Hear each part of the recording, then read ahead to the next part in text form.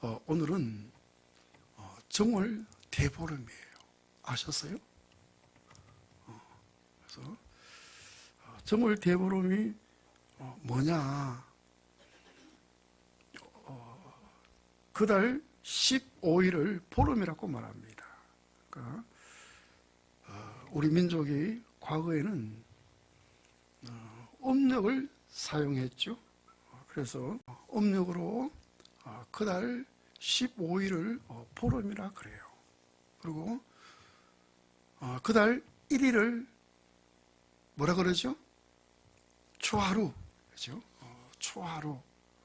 이렇게 해서 보름이 지나고 이제 금음이 와서 한 달을 마치죠. 근데 1년 12달이니까 1년에 보름이 12번 있잖아요. 12번 중에 이제 1월 달에 있는 그 보름을 대보름이라 그랬어요. 그래서 이제 1월 보름을 정월 대보름이다 이렇게 불렀어요. 그래서 정월 대보름을 과거에는 이렇게 명절로 보냈습니다. 이렇게 해서 정월 대보름날 하는 행사가 참 많았어요. 우리 민족의 민속 행사, 그런 행사의 4분의 1은 정월 대보름날 했었어요. 그래서 우리도 어릴 때 우리 정월 대보름날 했던 그 행사 기억나잖아요. 정월 대보름날 뭐 됐는지 여러분 다 기억나시죠? 뭐 부스럼 깨물기, 아침에 일찍이 뭐 견과류 같은 거를 먹잖아요. 뭐 땅콩이나 아니면은 일반 뭐 콩을 볶은 거라든가, 또 아니면은 이렇게 설에 만들었던 그 강정, 이쪽 지역에서는 역콩이라 그랬죠. 그거를 아침에 일찍이 씹어서 먹어요. 그걸 가리켜서 부스럼 깨물게 한다. 뭐냐면은 옛날에는 그 몸에 피부병, 부스럼이 많이 나서 참 애를 많이 먹었어요. 그래서 정월 대보름날 이제 견과류 같은 것을 먹으면은 이제 부스럼을 앓지 않는다, 이런 의미가 있고, 그 다음에 또 견과류 같은 딱딱한 그런 음식을 이렇게 깨물면은 이빨이 튼튼해진다는 거예요. 이렇게 해서 부스럼 깨물기를 했죠. 그 다음에 또 기발기술, 정월 대보름날 아침 밥을 먹기 이전에 술을 마셔요. 거의 뭐 청주 같은 이런 술을 마시죠. 그거를 가르쳐서 기발기술이다. 그 술을 먹으면은 1년 내내 아주 기쁜 소식, 복된 소식, 좋은 소식만 들을 수가 있다. 이렇게 해서 기발기술이다. 정월 대보름날 그렇게 술을 마시면은 그런 행운이 온다는 거죠. 그리고 또 기억나는 게 있죠. 오곡밥. 이제 오곡으로 밥을 만들어서 그렇게 먹었잖아요. 그거는 1년 농사에 오곡 백과가 더 풍성해지기를 갈망하는 마음으로 그렇게 오곡밥을 먹었어요. 또 이제 겨울이 지나고 이제 봄이 시작되잖아요. 이제 봄이 시작되면은 더 건강한 모습으로 농사를 해야 되잖아요. 또 영양 보충으로도 또 오곡밥을 해서 그렇게 먹었습니다. 그리고 또 보름 나물 먹기, 오곡밥에다가 여러 가지 그 나물을 말려서 그것을 기름에 이렇게 덮어서 먹었잖아요. 그건 뭐냐면은 이제 겨울을 지내기 위해서 그 나무를 건조시켰다가 이제 겨울에 그것을 반찬을 만들어서 먹었잖아요. 그러니까 그거를 빨리 다 없애야 봄에 새로 나오는 나무를 먹을 수가 있다. 그런 의미에서 포럼 나물 먹기를 했고, 그 다음에 또 달불 놓기 아시죠? 높은 산에 가서 나무로 이제 불을 지피죠. 그러면은 연기가 많이 올라가잖아요. 이게 이제 달불 놓기고 또 달집 태우기다. 특히 우리 지역에서 이게 달집 태우기는요, 지금 타고 있어요. 지금도 우리 경산시나 또 대구 시의 각 지역마다 지금은 우리 민속놀이로요, 좀 그런 걸 많이 하더라고요. 이제 좀 높은 데 올라가서 연기가 많이 나는 이제 그런 이제 나무를 준비해서 이렇게 높이 쌓아요. 이게 달집이라 그래요. 달이 그 안에 머물 수 있는, 달이 거기 와서 살 수 있는 집이다, 달집. 그래서 그 달집을 만들어 놓고 불을 지피죠. 그러려면은 연기가 많이 나잖아요. 연기가 많이 나서 이제 하늘로 올라가야만이 그의 풍년이 든다. 이런 바람으로 달불 놓기, 또 달집 태우기, 또 이런 걸 많이 했어요. 그리고 또 연기가 어느 방향으로 가면 어떻게 된다, 또 점을 치기도 하고. 그래서 오늘이 정월 대보름인데, 과거에 우리 민족이 음력 위주로 생활할 때 정월 대보름을 명절로 지키면서 이런 많은 행사를 했던 거예요. 근데 왜 이 민속 행사가 4분의 1이나 정월 대보름 날 했느냐? 왜 그랬느냐, 여러분? 우리 민족이 음력을 기준으로 생활했잖아요. 근데 이 음력은 이 달의 움직임을 이용해서 그 날짜와 시간을 계산한 것이 음력이거든요. 음력. 그래서 달의 움직임이 이제 초생달로 시작해서 점점 커져서 이제 보름달이 되죠. 만월, 가득히 이제 채워지는 달이 됩니다. 그러다가 점점 더 줄어들어서 이제 금음달이 되어서 없어지고 또 다시 시작되어지고, 이것을 기준해서 날짜를 계산하고 시간을 계산하는 것이 음력이거든요. 그래서 음력 위주로 살 때는 보름을 중시했어요. 보름이 되면은 뭔가 모르게 행운을 얻는 것으로, 행운을 갖다 주는 것으로 그렇게 여겼어요. 그래서 이제 초 하루를 잘 출발해서 이제 보름이 되면은 뭔가 복이 들어오는 것으로, 행운을 얻는 것으로, 그래서 보름 위주로 살고 보름을 기다렸어요. 그런데 이제 1년 12분의 보름 가운데 그의 첫 번째 오는 보름, 이 보름이 정월 대보름 아닙니까? 대보름이라고 명칭을 정하면서 그날 이제 많은 행운이 오는 것으로, 많은 복을 받을 준비를 그렇게 했던 거죠. 이렇게 해서 정월 대보름을 명절로 지키고 또 그날을 참 중시하고 또 그날 여러 가지 많은 복을 받기 위해서 그렇게 행사를 치르면서 준비를 했던 거죠. 자, 무엇을 의미합니까? 사람은 복을 받아야 되는데 그 복을 어디에서 누가 주느냐? 우리 민족은 하늘에서 주는 걸로 그렇게 알았어요.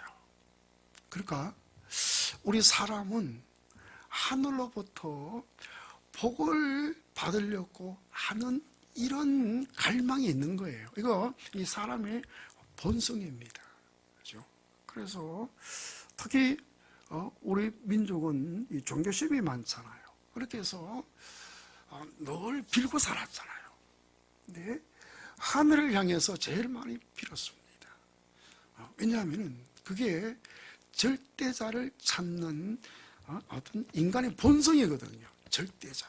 그래서 하늘을 어떤 절대시 여겼잖아요. 하늘, 그 다음에 해, 달, 그 다음에 산, 그 다음에 큰 바위, 큰 나무, 이런 데 가서 복을 빌었잖아요. 그게 뭐냐면은 절대자를 찾는 욕구입니다. 여러분, 절대자가 누굽니까? 창조주 하나님이시잖아요. 원래 하나님께서 우리 사람을 만드시고 우리 사람에게 삶을 주시면서 먼저 복을 주신 거예요. 그래서 창세기 1장에 보니까 하나님께서 하나님의 형상대로 사람을 만드셨죠. 남자와 여자를 만드시고 그들에게 복을 주시며 가라사대 너는 이렇게 살아라. 그게 창세기 1장 28절 말씀이잖아요. 먼저 삶을 주시면서 그들에게 복을 주시고 이런 삶을 살아라. 그러니까 하나님에 의해서 창조된 사람들은 하나님께서 주신 그 삶을 살기 위해서는 먼저 복을 받아야 된다는 거죠. 그래서 창세기 1장 27절 28절 말씀에 하나님이 자기 형상 곧 하나님의 형상대로 사람을 창조하시되 남자와 여자를 창조하시고 하나님이 그들에게 복을 주시며 하나님이 그들에게 이르시되 생육하고 번성의 땅에 충만하라. 땅을 정복하라. 바다의 물고기와 하늘의 새와 땅에 움직이는 모든 생물을 다스리라 하시니라. 먼저 복을 주시면서 너는 이런 삶을 살아라. 이렇게 말씀하시는 거예요. 그러니까 하나님께로부터 복을 받아야만이 하나님께서 정해주신 그런 삶을 살 수 있다는 거예요. 그래서 우리 사람은요, 본능적으로 절대자이신 창조주이신 하나님께로 복을 받으려고 하는 그런 욕망이 있죠. 근데 선악과를 먹고 그 하나님과의 관계가 끊어져서 영이 흐려지다 보니까 창조주 그 하나님을 잘 모르니까 희미한 그런 욕망을 가지고 절대적인 힘이 있다고 생각하면 그곳에 가서 복을 비는 거죠. 그런데 여러분, 하나님께서 우리 사람들에게 최초로 주신 것이 복이잖아요. 그죠? 그들에게 삶을 주시면서 이 삶을 살기 위해서는 반드시 복을 받아야 된다는 것을 말씀하신 거 아닙니까? 근데 이 복이 뭐냐? 우리 지난번에도 살펴보았듯이 이 복은 바로 하나님 자신이라는 거죠. 그죠? 그러니까 우리 사람은 하나님 형상대로 지었잖아요. 하나님 형상은 하나님을 담는 존재 아닙니까? 다른 말로 하면은 하나님을 담는 그릇. 하나님을 담아서 그 하나님에 의해서 사는 삶, 이 삶이 하나님의 형상으로서의 삶 아닙니까? 하나님을 표현하는 삶. 그 삶을 살기 위해서는 먼저 하나님을 담아야 된다는 거죠. 이게 바로 복 받는 겁니다. 하나님의 형상대로 지은 사람이 그 하나님을 모시고 그 하나님에 의해서 사는 이 삶이 바로 복을 받은 자의 삶이에요. 그 하나님을 내가 받는 것, 그 하나님을 내가 담는 것, 이게 바로 복을 받는 겁니다. 자, 우리가 복이라는 이 단어를 사용하죠. 복 뜻이 뭐냐? 어떤 의미냐? 여러분, 복이라는 것은 기쁨을 주고 또 만족을 주는 어떤 것. 그러니까 기쁨과 만족을 주는 행운, 이게 복이에요. 복. 근데 여러분, 우리 사람에게 진정한 기쁨과 진정한 만족을 주는 대상이 뭐냐? 그게 하나님이에요. 하나님. 어린아이는요, 엄마만 있으면요 늘 만족해요. 늘 안정감을 가져요.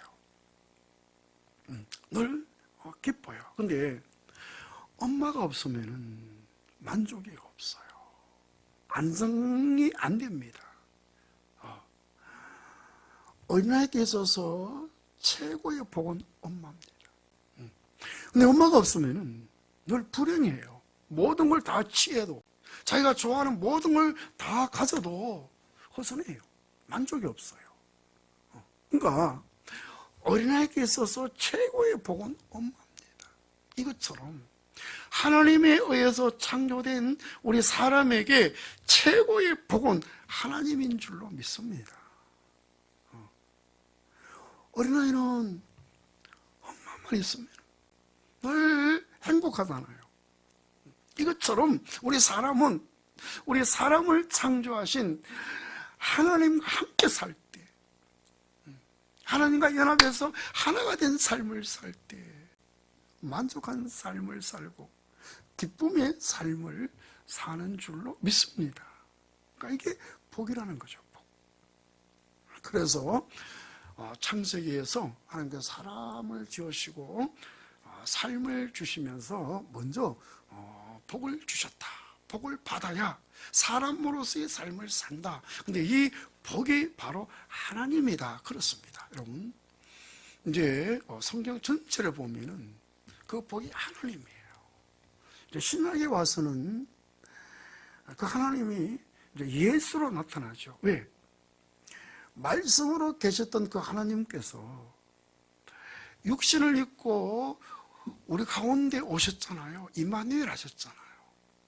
그분이 바로 예수 그리스도이십니다. 그래서 신약에 와서 최고의 복은 바로 예수 그리스도인 거죠. 오늘 창세기 12장에 하나님께서 아브라함을 부르시고 하나님이 이렇게 말씀을 하십니다. 내가 너에게 복을 주어서 너는 복이 될지라, 이렇게 말씀하셨어요. 창세기 12장 2절, 내가 너로 큰 민족을 이루고 내게 복을 주어 내 이름을 창대케 하리니 너는 복이 될지라. 한번 따라해 보실래요? 너는 복이 될지라. 하나님께서 낳고 이 인간의 역사, 결국은 이들은 바벨 성을 쌓고 바벨 탑을 쌓았죠. 그러니까 하나님이 필요 없다는 겁니다. 자기 이름을 내고. 근데 결국은 그들이 다른 신에게로 돌아갔잖아요. 낳고 이 세계는 하나님의 창조의 목적을 이룰 수가 없었어요. 그래서 하나님께서 이제 부름의 세계로 그렇게 세계를 바꾸시죠. 부름의 세계에 첫 번째로 부름받은 사람이 아브라함이잖아요. 아브라함을 통해서 한 민족을 이루었죠. 그 민족이 하나님의 민족. 한 나라를 이루었는데 그 나라가 하나님의 나라. 그 민족을 통해서 예수를 이 땅에 보내시고 예수를 통해서 모든 사람을 다 불러서 이제 하나님의 나라 이루시죠. 이게 교회 아닙니까? 하나님께서 낳고 세계에서 이제 부름의 세계로 바꾸실 때 첫사람 아브라함을 하나님이 부르시고 내가 너에게 복을 주어서 너는 복이 될 것이다 이렇게 말씀하셨어요. 그러니까 하나님 당신이 복인데 그 하나님을 아브라함에게 주어서 아브라함이 그 하나님을 소유하고 자기 자신이 복이 된다는 거예요. 그래서 너로 말미암아 천하 만민이 복을 얻을 것이다.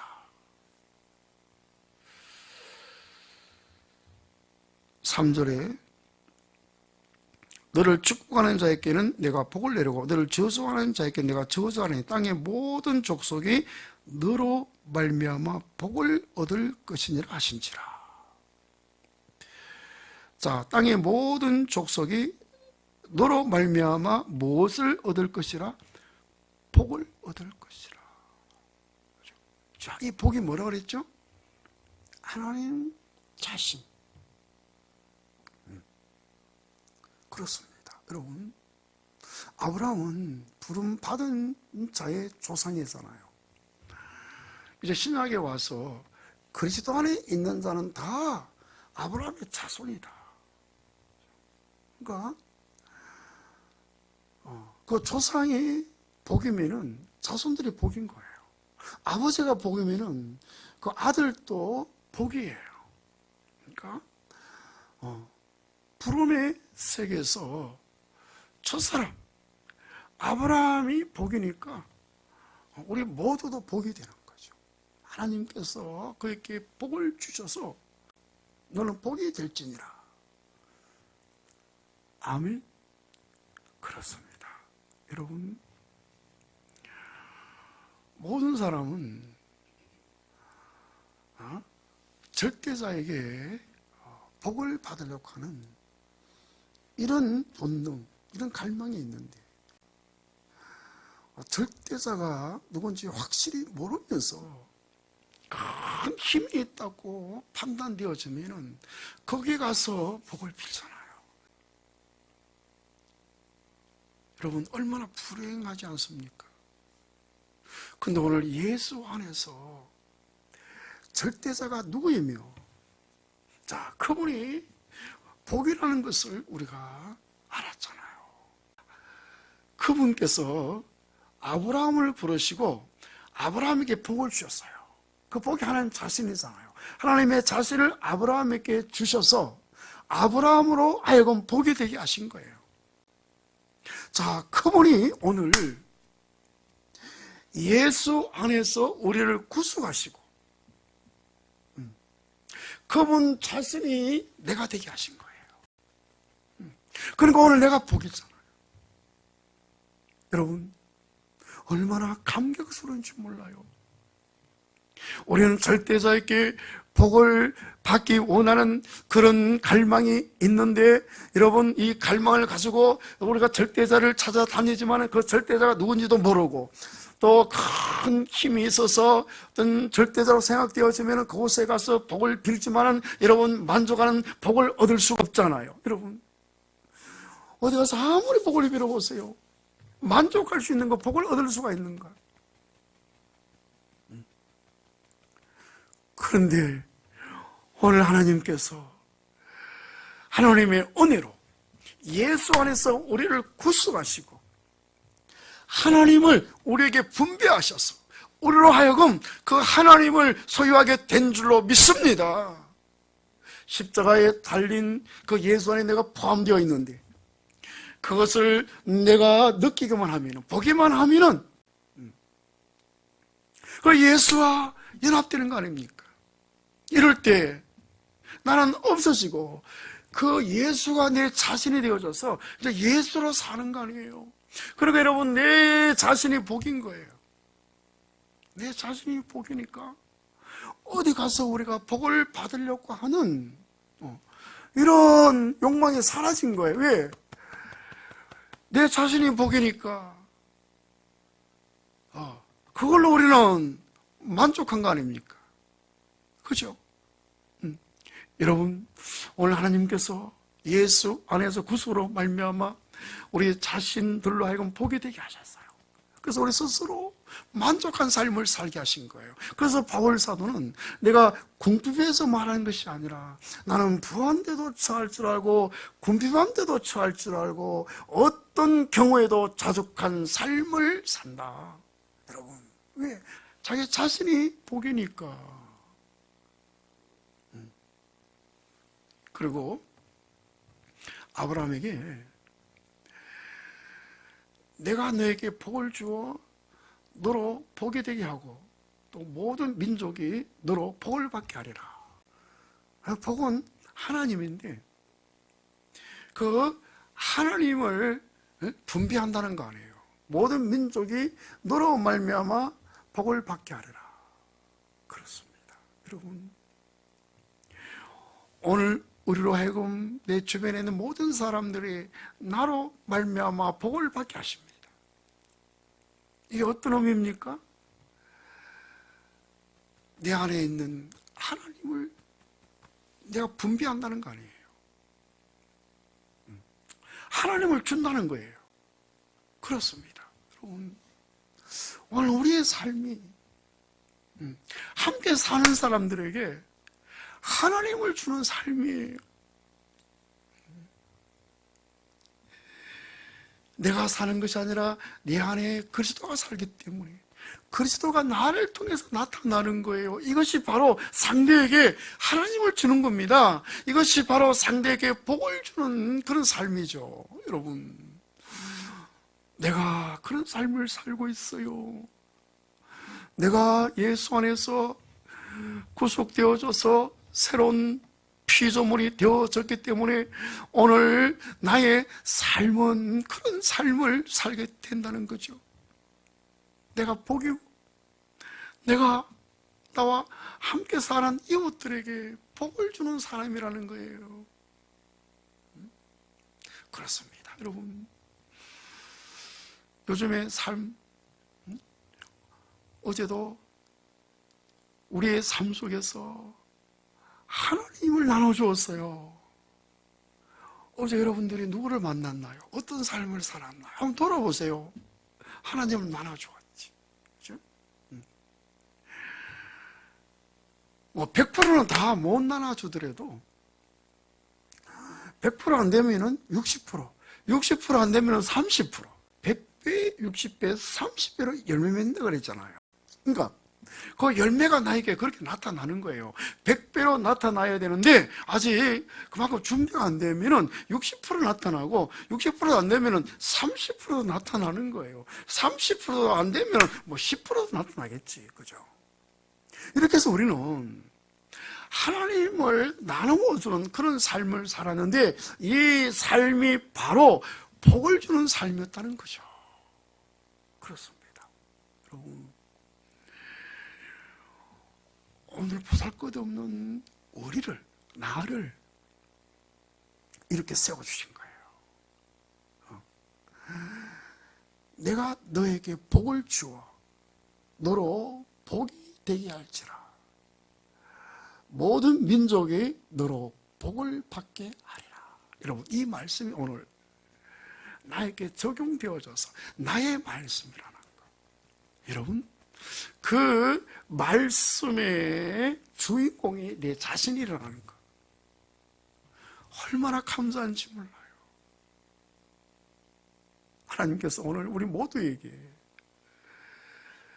내가 너에게 복을 주리라. 복이 하나님이잖아요. 하나님을 주어서 너로 하여금 복이 되게 할 것이고 모든 사람들이 너로 복을 받게 하리라. 이런 은혜를 주신 주님을 찬양합니다. 할렐루야.